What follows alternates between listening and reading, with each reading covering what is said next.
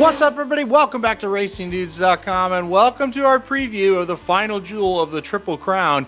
It is the Grade 1 Belmont Stakes coming up this Saturday at Belmont Park. Well, it's going to be race 12, Saturday, June 10th at Belmont. As mentioned, $1.5 billion a purse, of course, mile and a half the distance. And boy, oh boy, we've got a really good race here.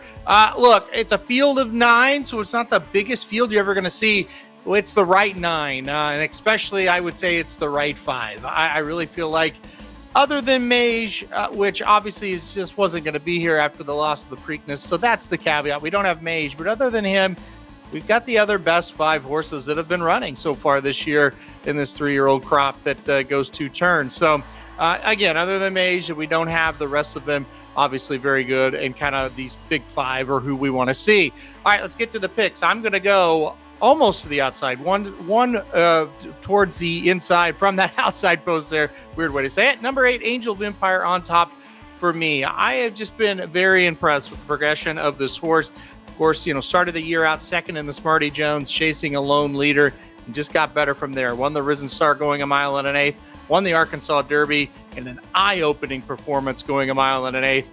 Ran very well in the Kentucky Derby, only beaten a length and a half by Mage, going a mile and a quarter. It was his best speed figure yet in the Kentucky Derby, which makes me think, hey, this distance isn't going to be too much of a problem for him. It's always a question mark, though. Look, Kentucky Derby, you go back and watch that race. There's one main difference between Mage and Angel of Empire. Mage got the jump on him. That is all there is to it.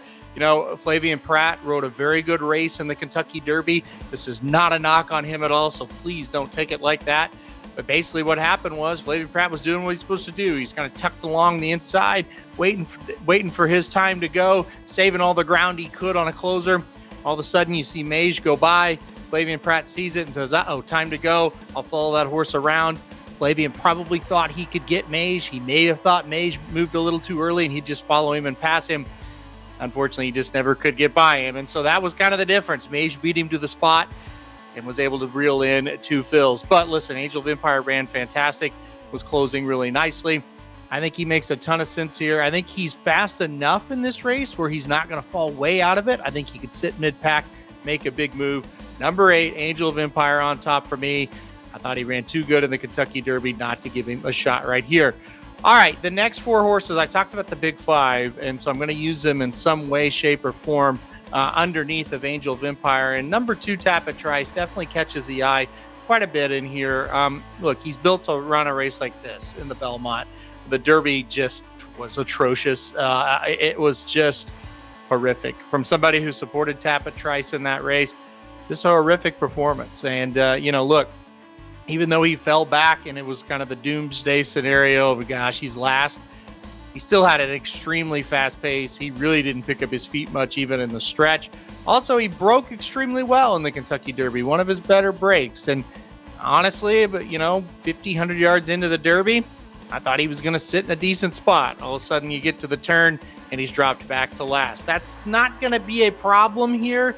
You're not going to see that hugely fast pace, so I do think he can kind of sit a little closer in this race, but still, I'm a little skeptical. I couldn't put him on top, but I do think he'll come up here and run a much better race under much better conditions.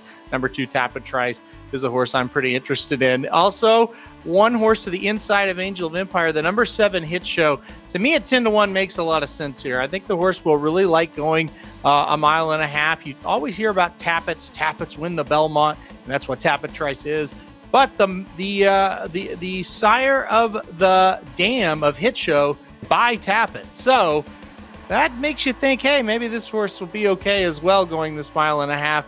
Does have TAPIT in the bloodline there. I like Hit Show. I really like the price. I think this is a very nice price on him at 10-1. He was good in the Kentucky Derby. He got a poor draw as well, having a break from the rail, but got a pretty clean trip. Hopefully he can do it again. I like him in this spot to hit the board underneath. And then the other 2 horses I'm debating on how to use them, where to use them. I do think number 4, National Treasure, makes sense. I do think he'll go to the front. I think TAPIT Shoes drawn to his inside will try to force the issue with him a little bit. And honestly, I think the number 6, Forte, can kind of force the issue a bit as well if he gets the kind of trip I think he's going to this time. Il Miracola, also a horse that might try to go with National Treasure early, so I don't think he's going to get a dream setup here. And I think if Forte's ready, the number 6 horse, he's one that's going to be very dangerous as well. I'm just skeptical that he's ready. It's been 70 days since we've seen him. Now we're going to have to run 1.5 miles. He did have, I know it wasn't serious. I'm not trying to make more of it than what it was, but he did have a little injury. So, I mean, that's something to worry about as well. But the number 6 Forte makes a ton of sense in this race if he fires his best effort. However, on top, I'm going to go number 8, Angel of Empire. In that second spot, I do have TAPIT TRICE. In third, I do have Hit Show, the 7 horse. And then I'm either going to use National Treasure or Forte. It's going to kind of gauge the odds, gauge how the track's playing, things like that. I'll use one of those 2 horses in fourth to kind of round things out. Maybe play underneath an exacta try or super. But I am going to go number 8, Angel of Empire on top. All right, guys, that'll do it for the Belmont Stakes preview. It's been a wild Triple Crown season as we come to an end here. We'll see what happens. We'll see if number 8, Angel of Empire, can get it done for us.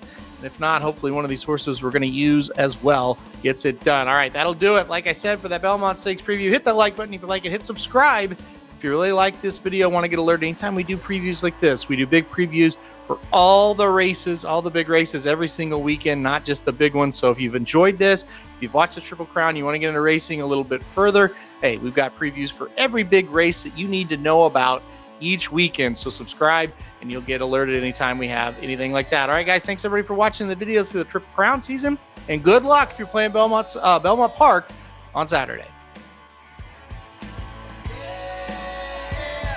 RacingDudes.com is your home for the best free picks for every race, every track across the country.